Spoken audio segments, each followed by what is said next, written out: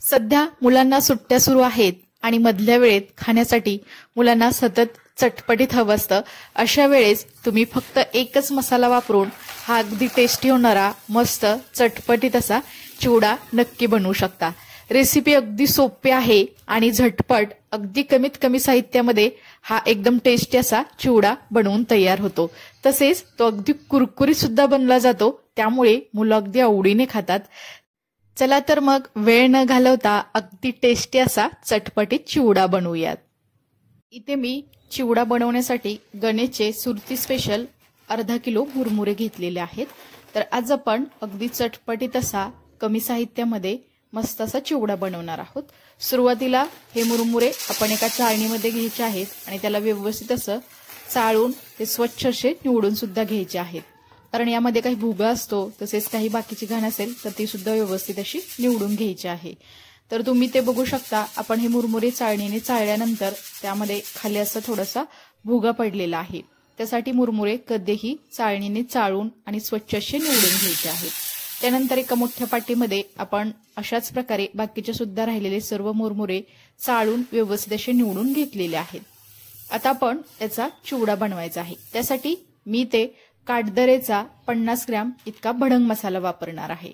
तर आज आपण चिवडा बनवतोय, भडंग बनवायचा असेल तर त्याचे मुरमुरे वेगळे असतात। तर हा 50 ग्रॅम अर्धा किलोसाठी असं त्याचं प्रमाण आहे। इकडे मी गॅसवरती कढई गरम झाली की त्यामध्ये साधारणतः 2 मोठ्या पळ्या इतकं तेल घातलेलं आहे। तेल सुद्धा आपण अगदी मध्यम गॅसवरती थोडंसं गरम होऊन देणार आहोत। तेल गरम झालं की त्यामध्ये 1 वाटी इतके शेंगदाणे घालायचे आहेत। आता हे शेंगदाणे आपण लो टू मीडियम गॅसवरती अगदी खरपूस किंवा लालसर होईपर्यंत असे तळून घ्यायचे आहेत। तर गॅसची फ्लेम जास्त मोठी करायची नाही, नाहीतर तुमचे शेंगदाणे करपले जातात। तर इथे तुम्ही बघू शकता, काही मिनिटे मी त्याला सतत हलवत हे शेंगदाणे अगदी लालसर आणि अगदी खरपूस असे मी भाजून घेणार आहे। तर तुम्ही ते बघू शकता, काही वेळामध्ये याचा शेंगदाण्याचा कलर बदलायला सुरुवात झालेली आहे। अजून थोडंसं आपण याला तळून घेऊयात। तर इथे हे आपले शेंगदाणे व्यवस्थित असे तळले गेलेले आहेत, काढून घेऊयात। तर हे काढून घेतलेले शेंगदाणे मी या मुरमुऱ्यावरती असेच घालणार आहे।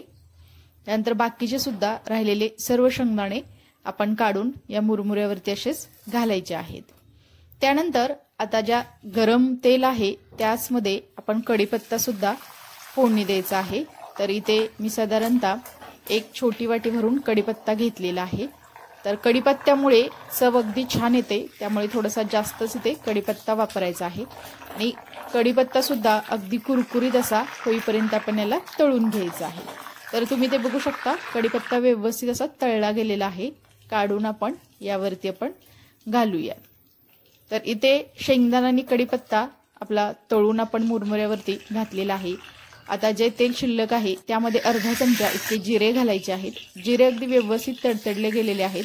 त्यामध्ये आपण हा काटदरेचा 50 ग्रॅम इतका हा मसाला घालायचा आहे। तर आज आपण 500 ग्रॅम इतके मुरमुरे घेतले आहेत, त्याला हा एक 50 ग्रॅमचं एक पॅकेट आपण घालायचं आहे।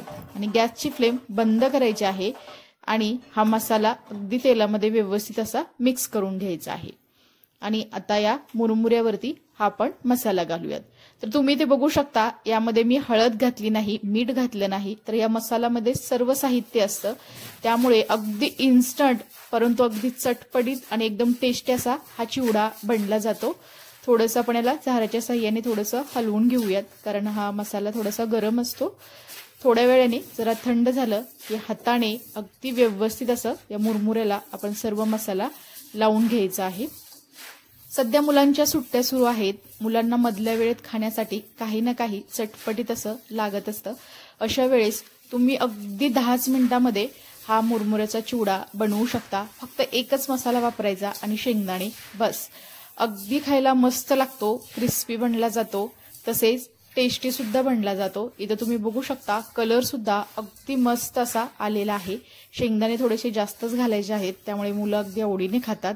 जास्त यामध्ये सामान घातलेलं नाही मी, फक्त शेंगदाणे, कढीपत्ता आणि मसाला, अगदी कुरकुरीत असा हा चिवडा बनला गेलेला आहे। काढून घेऊयात आपण दुसऱ्या एका भांड्यामध्ये। तर तुम्ही ते बघू शकता, अगदी मस्त असा याला कलर आलेला आहे। तितकाच हा टेस्टी सुद्धा बनला आहे। भडंग बनवायचा असेल तर इथे तुम्ही हा मसाला वापरून दुसरे मुरमुरे वापरू शकता आणि त्यामध्ये मस्त असा भरपूर असा लसूण ठेचून घातला की तुमचा मस्त असा भडंग सुद्धा तयार होतो। अगदी झटपट होणारी चिवड्याची रेसिपी कशी वाटली हे मला नक्की कमेंट्समध्ये सांगा। तुम्ही सुद्धा या पद्धतीने अगदी झटपट आणि कमीत कमी साहित्यामध्ये मस्त अगदी चटपटीत असा चिवडा नक्की करून बघा। रेसिपी आवडली असेल तर न विसरता दीपाज किचन या यूट्यूब चॅनेलला लाईक, शेअर आणि सबस्क्राईब करा आणि शेजारी बेल आयकॉनवरती क्लिक सुद्धा करा, कारण तुम्हाला अशा साध्या सोप्या अगदी टेस्टी, खमंग, चवदार अशा रेसिपी पाहायला मिळतील। चला तर मग नंतर भेटूया अशाच एका छान अशा रेसिपी सोबत। तोपर्यंत सर्वांना धन्यवाद।